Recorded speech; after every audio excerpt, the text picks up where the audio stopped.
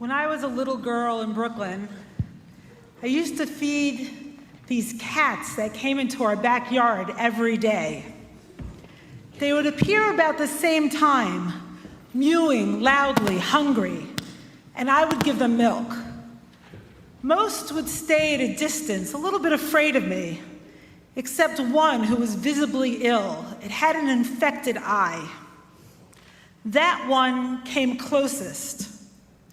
I think the one who was sick had nothing to lose, its vulnerability already manifest. So why do I start with this very strange image on Yom Kippur? This memory has come up for the last month or so. It's kind of traveled with me through Elul, the month before Rosh Hashanah, and through these days of awe. To me, these cats represent my ongoing issues in life. They present themselves every day without fail, waiting to be fed and nurtured. They're feral and wanting to be named.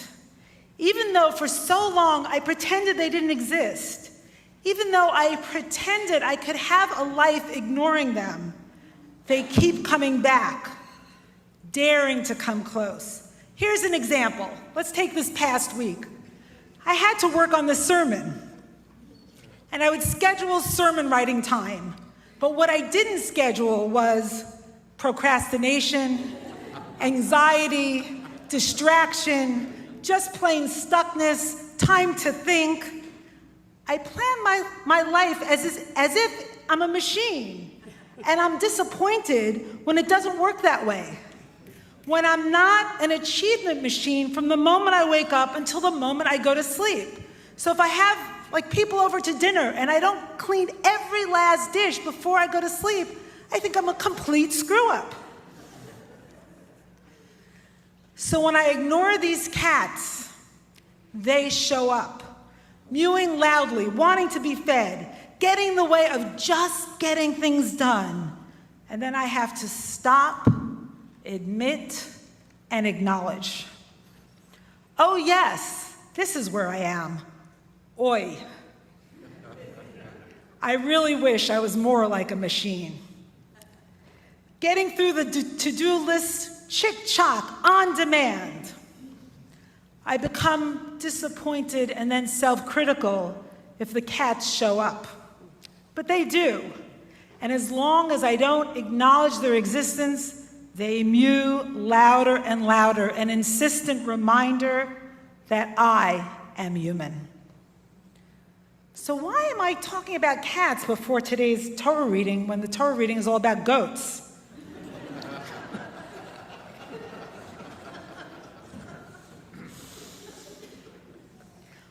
What I am considering today is what gets in the way of life. What gets in the way of full presence? For the Torah, it's sin. It's clear in our reading in Leviticus 16 that sin creates this kind of miasma, this pollution that needs to be cleared away and cleaned away. So the essence or the core piece of today's ritual that we're about to read, this Yom Kippur rite, it features two goats. One that it's slaughtered and offered to Adonai, and its blood sprinkled, on the Mishkan, on the sanctuary, and the other sent to Azazel, sent to some kind of wilderness. It's not clear exactly what Azazel is, but some rabbis, and even biblical scholars say it was a kind of goat demon. So we send this goat upon which the priest recites all of Israel's sins to this goat demon into the wilderness. These goats are startlingly similar to two stories we read last week on Rosh Hashanah. Startlingly similar to two stories about children. Yishmael, who's cast off into the desert, one could say perhaps with Abraham's family sins, and another, Yitzchak, who's brought to the altar and almost sacrificed.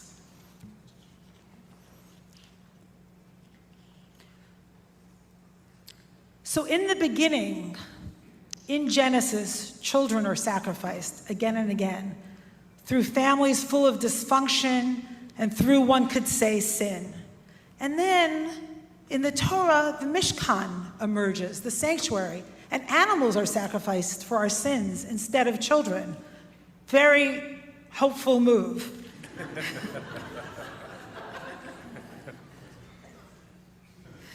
But in both cases, it is clear that sin is a powerful force in the lives of families and communities. Something must happen in the physical world in order for sin to be expiated, because sin is something real. It's very different than our notions today, like just reframe, forgive yourself, wash, imagine the guilt away and you'll be fine. No, something very real has to happen.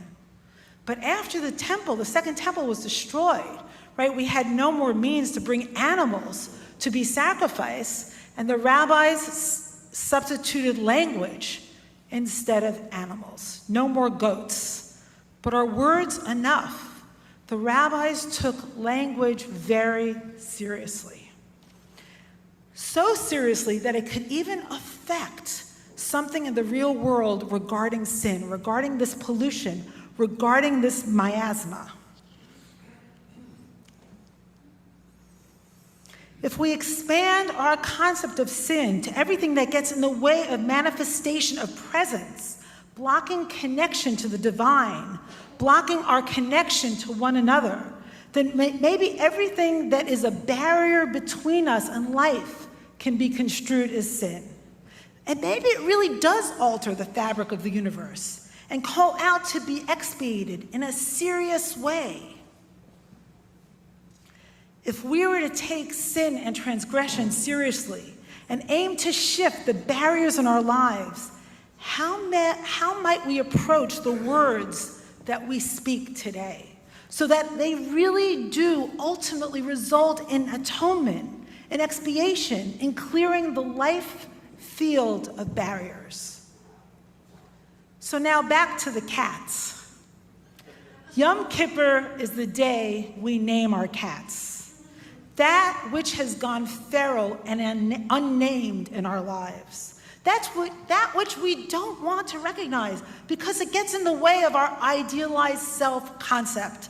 I just can't get things done the way I imagine I should be able to. It's just not who I am. Naming is powerful. It affects our world. We use it to recognize and take responsibility, and that shifts and softens, I believe, blocks to presence between humans and the flow of life, between humans and the flow of divine presence. We are called upon to name our cats, care for our cats, recognize them. Maybe just then, maybe we can let them go, set them free, let them be as feral as they really are. As long as we refuse to name them or feed them, they insist on staying close, getting in the way. Like the cat with the injured eye from my childhood, crying out to be fed, making its vulnerability known again and again until we recognize it and name it. I think it's time we recognize how hard life can be and how limited we are. In the words of Coldplay that Rabbi Ingber has been so movingly weaving into our experience of these days of awe, it's time we recognize that we can try so hard and you just don't succeed. Recognize that it's not all in our control, that we are not achievement machines, that we are not only mastery, that we are heart and flesh, and we are beyond our own control. Not beyond accountability, but beyond control. Indeed, we are mystery, not mastery.